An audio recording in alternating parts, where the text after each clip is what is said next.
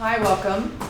We're back. This is the third segment of this renovation, and what we're going to see today is Venetian plaster in progress, painting in progress. We'll take a look at the kitchen construction, and we're really ahead of schedule. We're about a month away from being complete.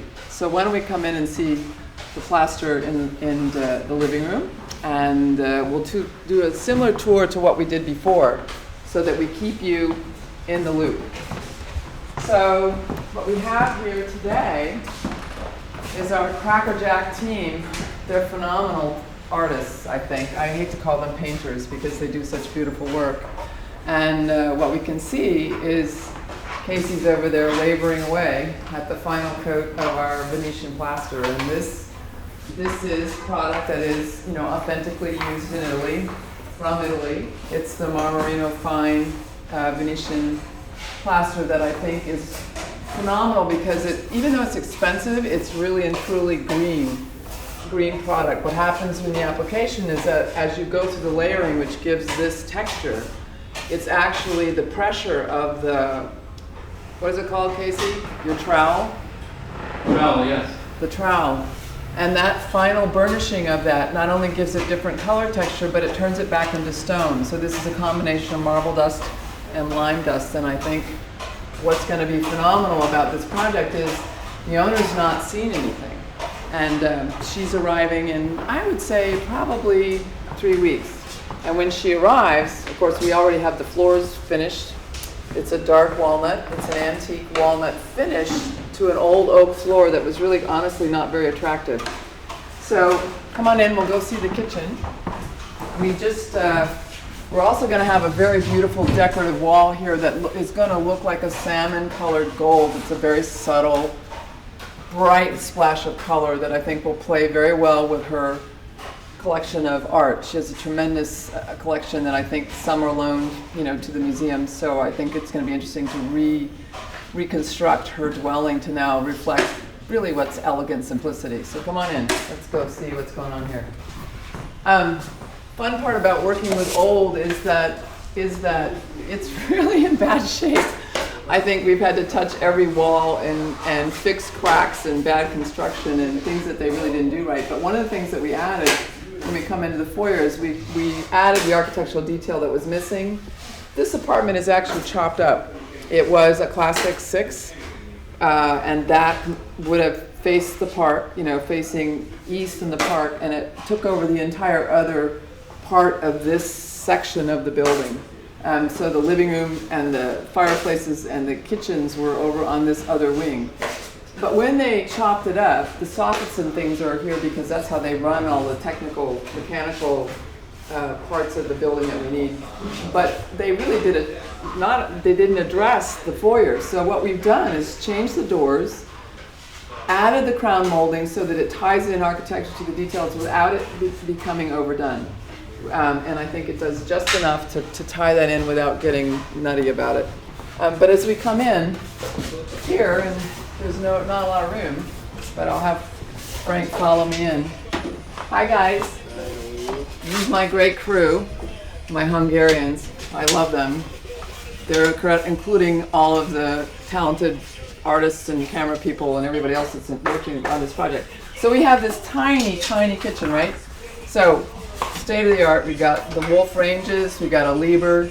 Their French door. I love the German engineering of this fridge. We've got the Miele washer dryer, and in the corner, and we'll step out and let Frank shoot this. We've constructed a solution. There was no air conditioning in this kitchen, and we put a through-the-wall landmark building again. Had to have everything approved. Through-the-wall air conditioning, and all of these corner cabinets come out. They've got threaded inserts so that no matter how many times we unscrew and unbolt this, we can roll that corner cabinet out, and they can completely address maintaining the air conditioner, which means they have to change the filters and all that junk. So I'm sure nobody's done that before but me. And then behind you we have the beginning of, every room has had a new through-the-wall air conditioner. So we've literally had to take this out, all landmark approved, and now replace the sleeve, waterproofed it all, so we're good to go. We've done that in the kitchen, we've done that in the living room, and we have 2 more air conditioners in the back bedroom. So let's walk back and you'll see what's happening. So Venetian plaster continues through here, and you're going to see this, I think, in a raw state, and then when we come back, you'll be able to see final, which is great. Don't mind if we sneak by you, sorry. And in here, in this hallway, we did the similar treatment of the crown. There was none before, which I think ties it back together. We have our beginning color palette. This base is a marble white in an eggshell finish. It ties into the Venetian plaster, so when we look through the sight lines of the home, we see consistency and beautiful subtle color changes. You'll notice when we come into the guest office now, we painted this a white chocolate. And I think this is her office in the guest palette. When you come in here and you look backwards, you have a subtle change in the color palette, but an absolutely stunning, soft, sensual variety of color. All the windows now are in. We've replaced and put back, the beading and the casing around the window. And then I think the treatment and the color that I've selected for her doors and her baseboards tie into a strié finish that we're putting around the baseboards in the living room. So it'll be stunning, and it's still consistent throughout the home.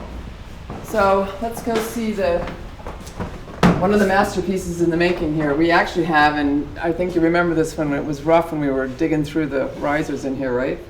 You might as well go in there, Frank, and shoot that. We have our custom, little bit of touches if I have to do on the vanity, and we have the handmade tile and handcrafted, basically custom glaze tile wall in. Basically, the marble countertop will sit just underneath this layer. This will probably come right to that point on the wall. But what's remarkable about this is that we kept all the old tile, and it looks like it's never been designed any other way than to look exactly as it is finished now. In the master bedroom, we're shifting to another lighter color. This is a cloud white, which is really quite spectacular. And if you come back this way, I think last time we were here, and we don't have all the lighting back up, but last time we were here, we were in this bathroom that was a mess. This bathroom had, I think, we had the floor completely gutted, and we were stepping on rubble and pipe. And now what we have is beautiful, again, hand-glazed tile. I work with a ceramist in figuring out what we want it to look like. And when you see this finish, what you'll see is, again, furniture, vanities with the walnut encased, medicine cabinet that has electric and defoggers and all of that. So I guess we're going to have to say that's ciao for now in this segment, and we'll be back again in 3 weeks or 4 weeks or 5 weeks to see the final. Ciao for now.